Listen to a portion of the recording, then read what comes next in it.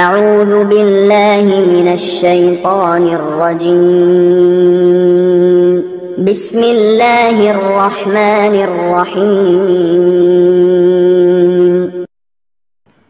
السلام عليكم ورحمة الله وبركاته. الحمد لله رب العالمين والعاقبة للمتقين والصلاة والسلام على سيدنا محمد وعلى آله وصحابه أجمعين. أما بعد، قال الله تعالى في القرآن العظيم وفي الفرقان المجيد: أعوذ بالله من الشيطان الرجيم، بسم الله الرحمن الرحيم. ففهمنا سليمان وكلا آتيناه حكما وعلما صدق الله العليم. قال نبينا محمد صلى الله عليه وسلم: وأحسن إلى من أساء إليك صدق صادق الأمين صلى الله عليه وسلم. அல்லாஹுவின் அன்பும் அருளும் அருமைநாயகம் ரசூலுல்லாஹி ஸல்லல்லாஹு அலைஹி வஸல்லம் அவர்கள் மீதும் அவர்களின் குடும்பத்தவர்கள், அவர்களின் உற்ற தோழர்கள், நல்லோர்கள், நாதாக்கள், வலிமார்கள், குறிப்பாக ஜும்ஆவினுடைய கடமையை நிறைவேற்ற வேண்டும் என்பதற்காக வேண்டி இறை இல்லம் வருகை தந்திருக்கக்கூடிய நம் அனைவர்கள் மீதும், உலகில் வாழ்கின்ற முஃமினான முஸ்லிமான அனைவர்கள் மீதும் அல்லாஹுவின் வற்றாத அன்பும் அருளும் என்றென்றும் உண்டாவதாக. ஆமீன். அல்லாஹ் எதை எடுத்து நடக்க வேண்டும் என்று எழுதியிருக்கிறானோ அதை எடுத்து நடக்கவும், எவைகளை செய்யக்கூடாது என்று தடை விதித்திருக்கிறானோ அத்தகைய தீமைகளில் இருந்து தவிர்ந்து வாழ்வதற்குரிய உயர்ந்த பாக்கியத்தை நம் அனைவர்களுக்கும் அல்லாஹ் ரஹ்மான் தந்தருள் புரிவானாக. கடந்துவிட்ட நிமிடங்கள் வரையிலும் நம்முடைய வாழ்நாளில் நாம் செய்த குற்றங்களை, குறைகள், பெரும்பாவங்களை அல்லாஹ் ரஹ்மான் அவனது விசாலமான கருணையினால் மன்னிப்பதோடு இது வாழும் காலமெல்லாம் பாவத்தின் அளவில் மீளாது நம்மை பாதுகாத்து நம்முடைய உள்ளங்களில் உண்டான ஆகுமான எண்ணங்களை அல்லாஹ் அங்கீகரித்துக் கொள்வானாக. நாம் குளிர்ந்திருக்கக்கூடிய இந்த இறை இல்லத்திற்கு இடமளித்து இங்கு கட்டிடம் எழுப்பி இதனுடைய வளர்ச்சிக்காக வேண்டி இன்று வரையிலும் உடலாலும் பொருளாலும் ஆலோசனைகளாலும் உதவக்கூடிய அத்துணை நபர்களையும் அல்லாஹ் அவனது நிகரில்லாத பேரருளால் அங்கீகரித்துக் கொள்வானாக. இந்த இந்திய தேசத்திலும் உலகளாவிய அளவிலும் முஸ்லிம்கள் கண்ணியத்தோடும் சகோதரத்துவத்தோடும் வாழ்வதற்குரிய வழியை அல்லாஹ் விசாலமாக திறந்து வைப்பானாக. ஆமீன். சங்கைக்குரிய அல்லாஹ்வின் நல்லடியார்களே, இன்றைய காலச்சூழலில் இஸ்லாமிய மார்க்கம் மனித சமூகத்திற்கு தேவையான, மனித சமூகம் வளர்ச்சியை தொடுவதற்கான பல்வேறு வழிகளை மார்க்கம் வலியுறுத்தி சொல்லியிருக்கிறது. அதில் ஒரு நிலை நீதத்தை கடைபிடித்தல், நீதமாக நடக்குதல். ஒரு மனிதன் அவனுடைய உறவுகளிடத்தில் அவன் நீதமாக நடக்க வேண்டும் என்பதை மார்க்கம் சொல்வது போல, அவரவர்களுக்கான பொறுப்பினுடைய விஷயத்திலும் நீதமாக நடக்க வேண்டும் என்றே மார்க்கம் ஒவ்வொருவரையும் பணிக்கிறது. ஒரு கணவன் என்கின்ற ஸ்தானத்தில் பொறுப்பில் இருக்கக்கூடியவர் மனைவி என்கின்ற அவருக்கு சொந்தமான அந்த பெண்ணிடத்தில் அவர்களுக்குரிய உரிமையை சரியாக அவர் நிறைவேற்ற வேண்டும் என்பதை மார்க்கம் சொல்கிறது. தகப்பன் என்கின்ற ஸ்தானத்தில் இருக்கக்கூடியவர்கள் பிள்ளைகளுக்கான உரிமைகளை சரியாக நிறைவேற்ற வேண்டும். எல்லா இடங்களிலும் அதற்கான நீதிகளை நிலைநாட்ட வேண்டும் என்பதை இந்த மார்க்கம் சொல்கிறது. நாம நம்முடைய மனம் போன போக்கில் வாழ்வதற்கான நிலையை இந்த மார்க்கம் ஒரு இடத்திலும் அனுமதிக்கவில்லை. ஒவ்வொரு இடங்களிலும் அதற்கான வரைமுறைகளை இந்த மார்க்கம் சொல்லித் தருகிறது. அல்லாஹ் ரப்பல் ஆலமீன் தீர்ப்பளிக்கக்கூடிய தகுதியில் இருப்பவர்களிடத்தில் நீதிபதிகளிடம் 3 வகையான வாக்குறுதிகளை அல்லாஹ் பெறுகிறான் என்பதாக இந்த மார்க்கம் நமக்கு சொல்கிறது. முதலாவது, நீதியை அற்ப விலைகளுக்கு விற்றுவிடக்கூடாது. அப்ப அதிகமான லாபம் கிடைச்சா விற்கலாமா? அப்பவும் விற்கக்கூடாது. இந்த உலகத்தை குறித்து இறைவனுடைய பார்வையில் அற்பமானது. இங்கு மனிதனுடைய விஷயத்தில் தான் பொருளை அதிகமாக கருதுவார். ஆனால் இறைவனுடைய பார்வையில், அவனுடைய சன்னிதானத்தில் இந்த உலகம் அற்பமானது. எவ்வளவு பெரிய தொகைகளை முன்வைத்தாலும் அவனுடைய சன்னிதானத்தில் அது அற்பமானது. அதனால் அல்லாஹ் சொல்கிறான், அற்பமான விஷயத்திற்கு பொருளுக்காக வேண்டி நீதியை விற்று விடாதீர்கள்.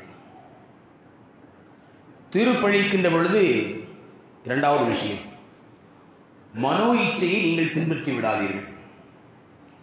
தீர்ப்பளிக்கின்ற பொழுது உங்களுடைய மனம் விரும்பக்கூடிய விஷயத்தை நீங்கள் தீர்ப்பாக ஆக்கி விடாதீர்கள். மூன்றாவது, தீர்ப்பளிக்கின்ற பொழுது நீதியினுடைய விஷயத்தில் அல்லாஹுவை மட்டுமே நீங்கள் அஞ்சுங்கள், வேறு எவரையும் அஞ்ச வேண்டாம் என்று இந்த 3 நிலைகளில் அல்லாஹ் வாக்குறுதியை பெறுகிறான். வரலாற்றில் நபிமார்களுடைய வாழ்க்கையில் நடந்த சில நிகழ்வுகளை அல்லாஹ் குர்ஆனில் பதிவாக்கி வைத்திருக்கிறார். அதில் நீதமாக நடந்த வரலாற்று நிகழ்வுகள் குர்ஆனில் பதிவு செய்யப்பட்டிருக்கிறது. வதாவூத வ சுலைமான இது யஹ்குமானி ஃபில் ஹர்ஸி இது நஃபஷத் ஃபீஹி கனமுல் கௌம் வ குன்னா லிஹுக்மிஹிம் ஷாஹிதீன். தாவூத் அலைஹிஸ்ஸலாம், சுலைமான் அலைஹிஸ்ஸலாம், தாவூத் அலைஹிஸ்ஸலாமுடைய மகனான சுலைமான் அலைஹிஸ்ஸலாம் அவர்களை நினைவு கூறுங்கள். அல்லாஹ் சொல்றான், ஒரு ஆட்டு கூட்டத்தார்களுக்கு மத்தியில் அவர்கள் தீர்ப்பளித்த நேரத்தில் அவர்களுடைய தீர்ப்பை நாம் பார்த்து கொண்டிருந்தோம் என்று அல்லாஹ் கண்காணித்துக் கொண்டிருந்தோம் என்று அல்லாஹ் சொல்கிறான். என்ன நிகழ்வு நடந்தது? சுலைமான் தாவூத் அலைஹிஸ்ஸலாம் அவர்களிடத்தில் ஒரு வழக்கு வந்தது. ஒரு ஆட்டினுடைய கூட்டம் மற்றொருவருக்கு சொந்தமான திராட்சை தோட்டத்திற்குள் புகுந்து திராட்சையினுடைய கொத்துக்களை எல்லாம், அதனுடைய இலைகளை எல்லாம் நாசமாக்கிவிட்டது, சேதம் ஏற்படுத்தி விட்டது. வழக்கை கொண்டு வருகிறார்கள். தாவூத் அலைஹிஸ்ஸலாம் அவர்கள் தீர்ப்பளித்தார்கள். அதிகமான பொருள் சேதத்தை ஆடுகள் உருவாக்கி இருப்பதின் காரணத்தினால் இந்த ஆடுகள் அனைத்தும் திராட்சை தோட்டத்தை உரியவர்களுக்குரியது என்று தீர்ப்பளித்தார். நியாயமான ஒரு தீர்ப்பு. இழப்பை அவர் சந்தித்திருக்கிறார். அந்த இழப்பிற்கு ஈடாக இந்த ஆடுகள் இருக்கிறது. எவ்வளவு பெரிய இழப்பை திராட்சை தோட்டத்தை உடையவர் அடைந்திருக்கிறாரோ அதே அளவிற்கு ஆட்டினுடைய நிலைகளும் இருக்கிறது, விலையும் இருக்கிறது. அதனால் அவங்க தீர்ப்பு செஞ்சாங்க. அல்லாஹ் ரப்பல் ஆலமீன் இந்த நிகழ்வை குறித்து பேசக்கூடிய வசனத்தில் அடுத்த வசனத்தில் அல்லாஹ் சொல்கிறான், ஃபஃபஹம்னா சுலைமான, சுலைமான் நபிக்கு நாம் விளக்கி கொடுத்தோம், அதனுடைய விஷயத்தை நாம் விளக்கினோம் என்று அல்லாஹ் சொல்கிறான். சுலைமான் அலைஹிஸ்ஸலாம் அவங்க தீர்ப்பு செஞ்சாங்க. என்ன தீர்ப்பு செய்தார்கள்?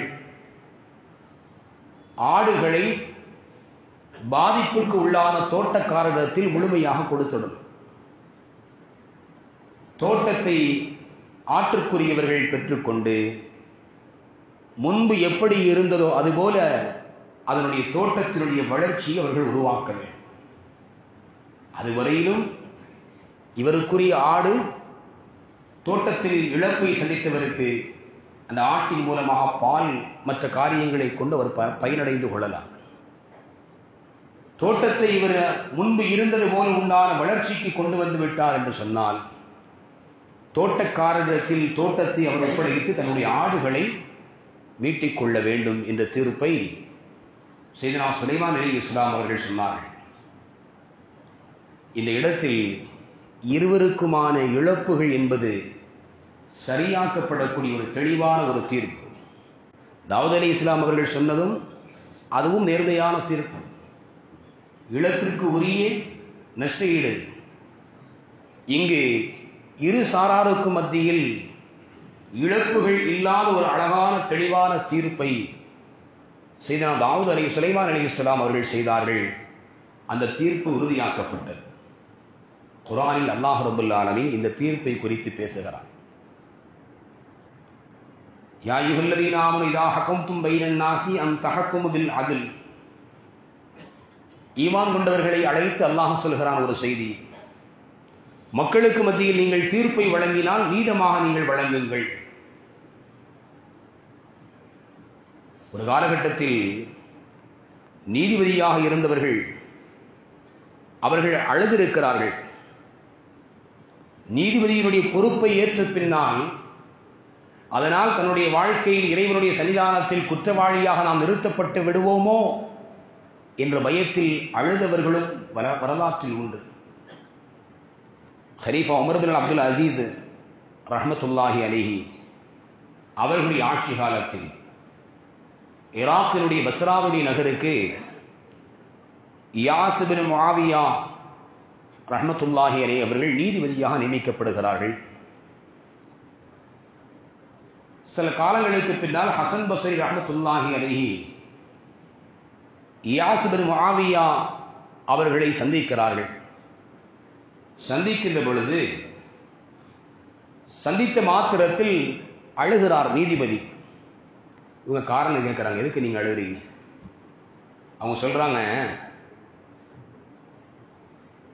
நீதிபதிகளுடைய விஷயத்தில் 3 நிலைகள் இருக்கிறது. ஒன்று, ஆய்வு செய்து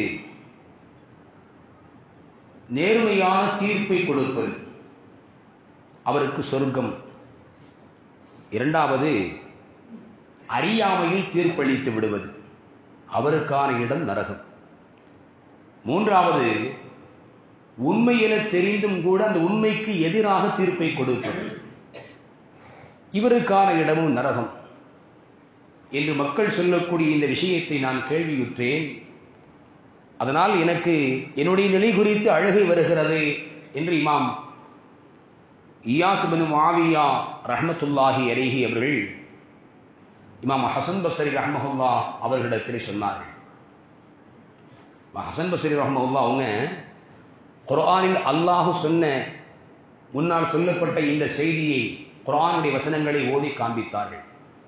அல்லாஹ் ரப்பல் ஆலமீன் தாவூத் அலைஹிஸ்ஸலாம் அவர்களுடைய தீர்ப்பையும் சுலைமான் அலைஹிஸ்ஸலாம் அவர்களுடைய தீர்ப்பையும் நீங்கள் எண்ணி பாருங்கள் என்று அல்லாஹ் சொல்கிறான். நபீனா சுலைமான் அலைஹிஸ்ஸலாம் அவர்களுக்கு நாம் அந்த தீர்ப்பை நாம் தெளிவுபடுத்தி கொடுத்தோம் என்று அல்லாஹ் சொல்கிறான். சொல்லக்கூடிய ரப்பல் ஆலமீன் தாவூத் அலைஹிஸ்ஸலாம் அவர்களுடைய தீர்ப்பை அவன் இகழ்ந்து சொல்லவில்லை. தாவூத் அலைஹிஸ்ஸலாமுடைய தீர்ப்பை அவன் இகழ்ந்து சொல்லவில்லை என்கின்ற ஆறுதலான செய்தியை இமாம் ஹசன் பஸ்ரி ரஹ்மத்துல்லாஹி அலைஹி அவர்கள் இயாஸ் பின் முஆவியா நீதிபதி அவர்களுக்கு சொல்லி காட்டினார்கள். வரலாற்றில் தன்னுடைய பொறுப்பில் ஏதேனும் ஒரு கட்டத்தில் தான் தவறிழைத்து விடுவேனோ என்கின்ற எண்ணத்தில் அவர்களுடைய கண்கள் கண்ணீரை வடித்த அற்புதமான நீதிபதிகளை இந்த உலகம் சந்தித்திருக்கிறது. இது இஸ்லாத்தில் அப்படி நீதிபதிகள் உருவாகி இருக்கிறார்கள். இந்த மார்க்கம் நீதியை நிலைநாட்ட வேண்டும் என்கின்ற எண்ணத்தில் இப்படிப்பட்ட பெருமக்களை வளர்த்து ஆளாக்கி இருக்கிறது என்பதை நாம் புரிந்து கொள்ள வேண்டும். ஸல்லல்லாஹு அலைஹி வஸல்லம் அவங்க சொன்னாங்க, நீதிபதிகளில் 3 வகையினர்கள் இருக்கிறார்கள். ஒருவர் ஆய்வு செய்து அதனுடைய தீர்ப்பை, சரியான தீர்ப்பை வழங்கினார், அவருக்கு சொர்க்கம் இருக்கிறது என்றார்கள். ஒருவர் ஆய்வு செய்து உண்மைக்கு புறம்பான தீர்ப்பை கொடுத்தார், அவருக்கு நரகம். மற்றொருவர் தன்னுடைய மனம் விரும்பிய நிலையில் அவர் தீர்ப்பு செய்தார், அவருக்கும் இடம் நரகம் என்றார்கள் முஹம்மது ரசூலுல்லாஹி ஸல்லல்லாஹு அலைஹி வஸல்லம். பெருமானார் ஸல்லல்லாஹு அலைஹி வஸல்லம் மேல் சொன்ன இந்த குர்ஆனுடைய வசனத்தை ஓதி காண்பித்து விட்டு சஹாபாக்களுக்கு மத்தியில் இன்னொரு செய்தியும் சொன்னார். சுலைமான் அலைஹிஸ்ஸலாம் அவருடைய காலகட்டத்தில் நடந்த இன்னொரு தீர்வு வழக்கையும் குறித்து சொன்னார்கள். புகாரியினுடைய கிரந்தத்தில் பதிவான செய்தி.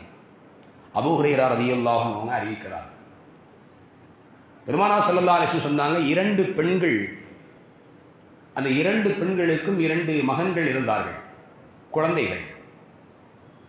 அந்த குழந்தைகளில் ஒன்றை ஒரு ஓநாய் கடித்து அவர்களை கொலை செய்து விட்டது, குழந்தையை கொன்று விட்டது. அந்த இருவருக்கு மத்தியில் வழக்கா ஒன்று ஆரம்பித்து விட்டது, குழந்தை இனக்குரியது என்று இருவரும் வாதிட ஆரம்பித்து விட்டார்கள். வழக்கு செய்த தாவூத் அலைஹிஸ்ஸலாம் அவரிடத்தில் வந்தது. தாவூத் அலைஹிஸ்ஸலாம் அவர்கள் அந்த 2 பெண்களில் மூத்த பெண்களுக்கு உரிய குழந்தை என்று தீர்ப்பளித்து விட்டார்கள். சுலைமான் அலைஹிஸ்ஸலாம் அவர்கள் அந்த தீர்ப்பை அடுத்து சுலைமான் அலைஹிஸ்ஸலாம் அவர்கள் அந்த 2 பெண்களையும் அழைத்து இதனுடைய உண்மைத்தன்மையை உலகறிய செய்ய வேண்டும் என்பதற்காக வேண்டி அவர்கள் சொன்னார்கள், ஒரு கத்தியை என்னிடத்தில் தாருங்கள், குழந்தையினுடைய உடலை 2ஆக பிரித்து உங்களுடைய இருவருக்கு நான் கொடுத்து விடுகிறேன். இந்த வார்த்தை கேட்ட பொழுது இளைய வயதுடைய இந்த தாய் பதறியவளாய், துடித்து போனவளாய், அல்லாஹ் உங்களுக்கு கருணை புரியட்டும், அப்படி ஒரு காரியத்தை நீங்கள் செய்து விடாதீர்கள், குழந்தை அவளுக்குரியதே என்று சொன்னார்கள். என்னை விட வயதில் மூத்த அந்த பெண்ணுக்குரியதுதான் குழந்தை, அவளுக்கு நீங்கள் கொடுத்து விடுங்கள், இந்த காரியத்தை நீங்கள் செய்ய வேண்டாம். சையதுனா சுலைமான் அலைஹிஸ்ஸலாம் அவர்கள் அந்த தாயினுடைய பரிதவிப்பை உணர்ந்து கொண்டார்கள். மூத்த வயதுடைய பெண்ணிடத்தில் எந்தவிதமான சரணமும் இல்லாமல் அமைதியாக இருந்ததையும், தன்னுடைய வார்த்தைக்கு பின்னால் இளைய வயதுடைய இந்த பெண் பிள்ளை கொல்லப்பட்டு விடுவார் என்கின்ற செய்தி காதில் விழுந்த பொழுது அவர்கள் துடித்த துடிப்பையும் பார்த்து கொண்டிருந்த சுலைமான் அலைஹிஸ்ஸலாம் அவர்கள், இந்த குழந்தைக்கு உரிய தாய், இளைய வயதுடைய எந்த தாய் பரிதவித்தார்களோ அவர்கள்தான் இந்த குழந்தைக்கான தாய், அவர்களுக்குரிய பிள்ளை என்று தீர்ப்பளித்தார்கள். ஸல்லல்லாஹு அலைஹி வஸல்லம் இந்த செய்தியை சொல்லி காட்டினார். அருமையானவர்களே, குர்ஆனும் பெருமானாருடைய பொன்மொழிகளும் வரலாற்றில் நீதமாக தீர்ப்பளிக்கப்பட்ட தீர்ப்புகளை குறித்து பதிவு செய்திருக்கிறது, வான்முறையும் சொல்லித் தருகிறது. வள்ளல் நபிகள் நாயகம் ஸல்லல்லாஹு அலைஹி வஸல்லம் அவர்களின் வார்த்தை மொழிகள் நமக்கான முன்னுதாரணமாக பாடமாக சொல்லி தந்து கொண்டிருக்கிறது. நீதமாக நாம் நடக்க வேண்டும். குடும்பத்தினுடைய காரியமாக இருந்தாலும், நம்முடைய வியாபாரத்தினுடைய நிலையாக இருந்தாலும், நமக்கான உண்டான ஒவ்வொரு பொறுப்புகளையும் நாம் நீதமாக இருக்க வேண்டும் என்பதைத்தான் இந்த மார்க்கம் நிறைவாக நமக்கு சொல்லித் தருகிறது. உமர் ரலியல்லாஹு அன்ஹு சொல்லுவாங்க, எவ்வளவு பெரிய நீதமான ஒரு மனிதர், ஒரு கண்ணை கரத்தில் பிடித்து கொண்டு ஒரு வழக்கை ஒருவர் வேகமாக உன்னிடத்தில் கொண்டு வருகிறார் என்றால் உடனே அவருக்கு சாதகமாக நீங்கள் தீர்ப்பளித்து விடாதீர்கள். உமர் ரலியல்லாஹு அன்ஹு சொல்றார், ஒரு கண் கையில் அப்படி பிடித்துக் கொண்ட நிலையில் ஒருவர் வேகமாக கதை துடித்துக் கொண்டு வருகிறார், அப்படி வந்தாலும் அவருக்கு நீங்க சாதகமா என்ன செய்யாதீங்க, தீர்ப்பு சொல்லுகிறார்கள். ஏனென்றால் உமர் ரலியல்லாஹு அன்ஹு சொன்னாங்க, பின்னால் வரக்கூடியவர் இவர் யார் மீது வழக்கு தொடுக்கிறாரோ இன்னொருவர் 2 கண்களையும் தன்னுடைய கையில் பிடித்து கொண்டு வரலாம். இவர் 1 இழந்திருக்கிறார், பின்னால் வரக்கூடியவர் 2 கண்ணை இழந்திருக்கிறார்.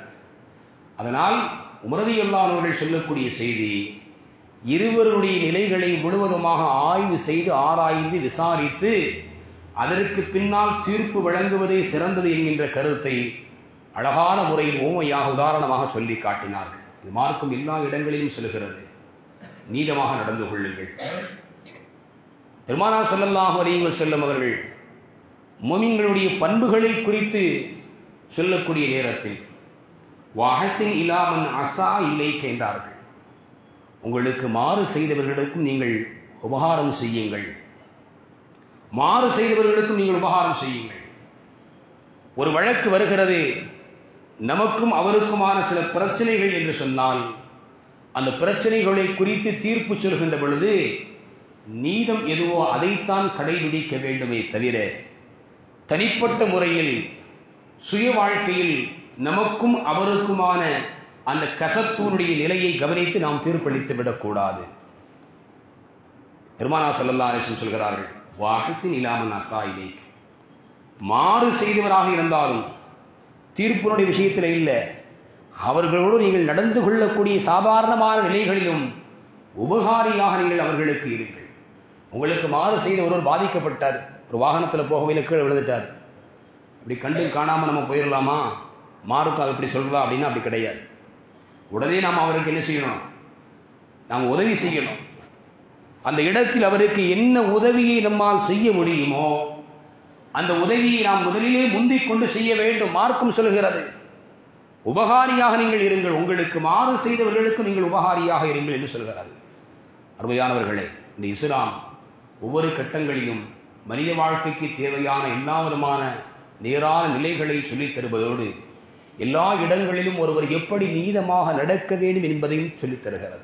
இந்த சன்மார்க்கத்தில் ஒவ்வொரு மோமின்களும் மார்க்கத்தினுடைய விஷயங்களை நாம் தெரிந்து கொள்வோமையானால் நம்முடைய வாழ்க்கையில் குடும்பங்களில் நம்மை சார்ந்தவர்களுக்கு மத்தியில் பிரச்சனைகள் என்பது ஏற்படாது. பிரச்சனைகள் வருகின்ற பொழுது அதை முறையானவர்களிடம் சென்று அதை சொல்லி அதற்கான தெளிவை தீர்வை நம்மால் பெற்றுக்கொள்ள முடியும். தீர்ப்பளிக்கக்கூடியவர்கள் நீதமாக இருக்க வேண்டும் என்பதை இந்த மார்க்கம் சொல்கிறது. எண்ணி பார்க்க வேண்டும். இப்பேற்பட்ட உயர்ந்த சமூகத்தில் ஒவ்வொருவரும் நீதமாக இருக்க வேண்டும் என்று சொல்லித்தரக்கூடிய இந்த சமூகத்திற்கு எதிரான நிலைகள் இன்றைக்கு நம்முடைய தேசத்தில் எந்த அளவிற்கு சென்று கொண்டிருக்கிறது என்பதை நாம் எண்ணி பார்க்க கடமைப்பட்டிருக்கிறோம். நீதமான ஒரு விஷயத்தை ஒரு சாரார் அதை கையில் எடுத்து நிலைநாட்டுகிறார்கள் என்று சொன்னால் இந்த மார்க்கம் சார்ந்த அனைவர்களும் அதை வரவேற்க வேண்டிய உரிமை இருக்கிறது.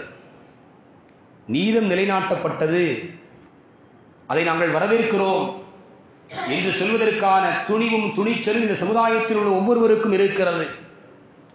அதே நேரத்தில் ஒரு சமூகத்திற்கு எதிராக ஒரு சமுதாயத்தை குறிவைத்து அந்த சமூகத்தினுடைய குரவளையை பிடித்து நெருக்கக்கூடிய நிலையில் ஒரு சட்டத்தை ஒரு தீர்ப்பை வழங்கினால் அதை எதிர்க்க வேண்டிய கடமையும் ஒவ்வொரு மோமின்களுக்கும் இருக்கிறது, முஸ்லிம்களுக்கும் இருக்கிறது என்பதை புரிந்து கொள்ள வேண்டும்.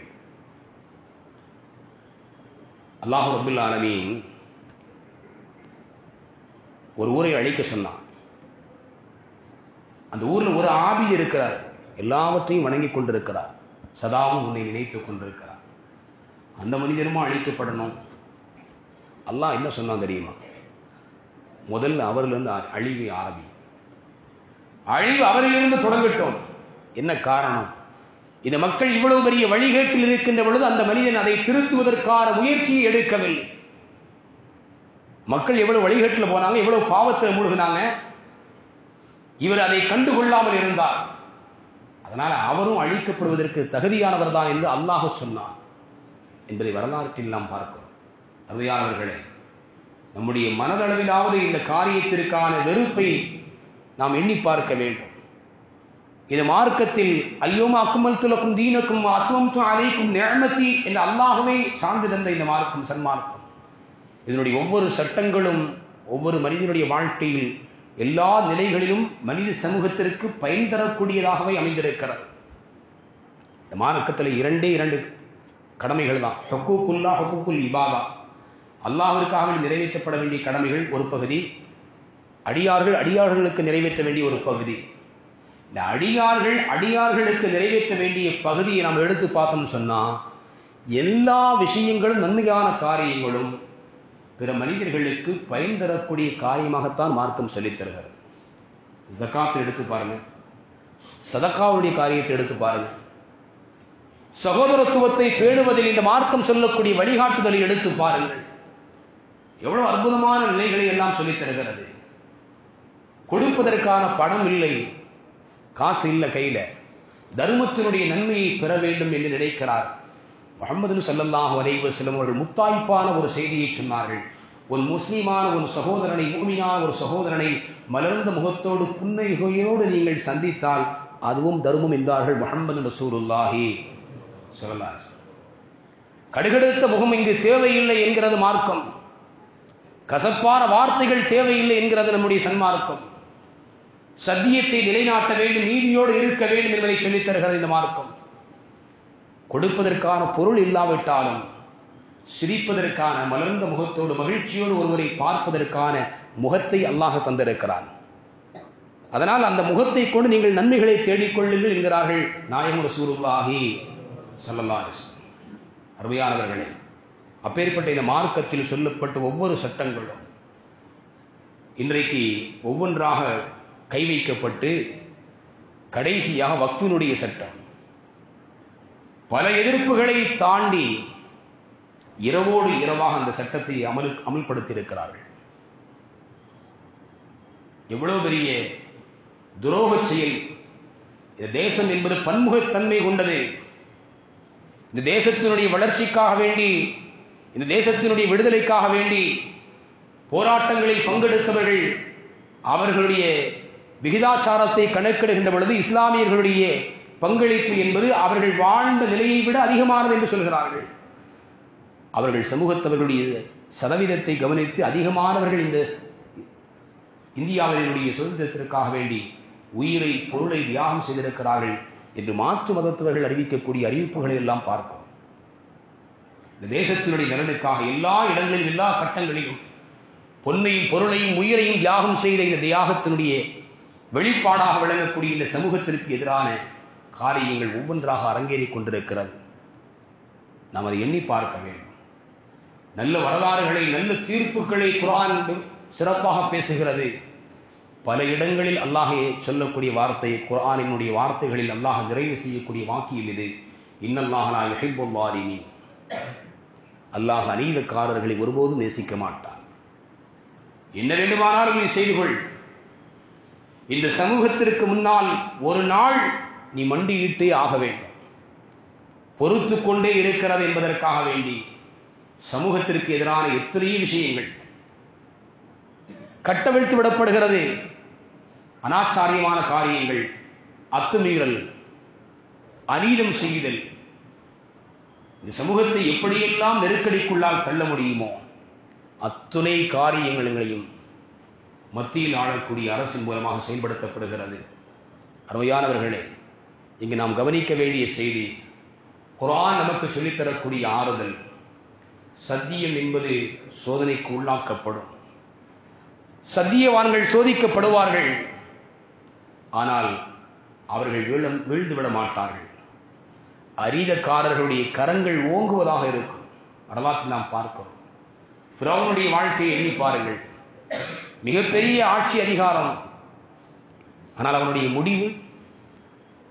முடிவு நீருக்குள்ளால் அல்லாஹ் நாம் மூழ்கடித்தோம் என்று அல்லாஹ் சொல்கிறான்.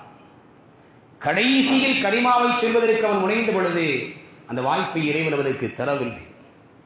ஏனென்றால் புரிந்து கொள்ள வேண்டிய இடத்தில் அவன் புரிந்து கொள்ளாமல் தன்னை பாதுகாத்துக் கொள்வதற்கான வேண்டிய ஒரு சூழல் வருகின்ற பொழுது சத்தியத்தை நான் ஏற்பதாக அவன் மொழிவதற்கு முன்வந்தான். அல்லாஹ் அதை ஏற்கவில்லை. இன்னல்லாஹ லா யுஹிப்புல் ஸாலிமீன் என்கின்ற குர்ஆனுடைய வாக்கியங்களை ஒவ்வொரு நிமிடங்களும் நினைத்து பார்க்க வேண்டும். அதே நேரத்தில் நமக்குண்டான கடமைகளில் நாம் சரியாக இருக்க வேண்டும். இது மார்க்கம் நமக்கு எத்தனையோ கடமைகளை விதித்திருக்கிறது. அந்த கடமைகளை சரியாக நிறைவேற்றக்கூடியவர்களாக நாம் இருப்போமேயானால் இறைவனுடைய உதவி என்றைக்குமே நமக்கு நிச்சயம் இருக்கிறது. அல்லாஹ் நம்மை ஒருபோதும் சோதனைக்குள்ளால் ஆழ்படுத்தி நம்மை கை சேதப்பட வைக்க மாட்டான் என்பதை உறுதியோடு நாம் நம்பிக்கை கொள்ள வேண்டும். அல்லாஹ் ரப்புல் ஆலமீன் உலகளாவிய அளவில் முஸ்லிம்கள் கண்ணியத்தோடு வாழ்வதற்கான வழி அல்லாஹ் விசாலமாக திறந்து வைப்பானாக. இந்த தேசத்தில் இஸ்லாமியர்கள் அவர்களுக்குரிய சட்டங்களை முழுமையாக பேணி சகோதரத்துவத்தோடும் கண்ணியத்தோடும் பிற சமுதாயத்தவர்களோடு இணைந்து வாழக்கூடிய வாய்ப்பை ரப்புல் ஆலமீன் அல்லாஹ் வெகு விரைவில் தந்தருள்வானாக. இந்த சமுதாயத்திற்கு எதிராக எவர்களெல்லாம் சரிவேலை செய்கிறார்களோ, சூழ்ச்சி செய்கிறார்களோ, அத்துணை செயல்களையும் அல்லாஹ் முறியடித்து இந்த மார்க்கத்தை கியாமத்து வரையிலும் நிலை தூங்கச் செய்வானாக. வஆகிரு தஅவானா அனில் ஹம்துலில்லாஹி ரப்பில் ஆலமீன். அஸ்ஸலாமு அலைக்கும் வரஹ்மத்துல்லாஹி வபரகாத்துஹு.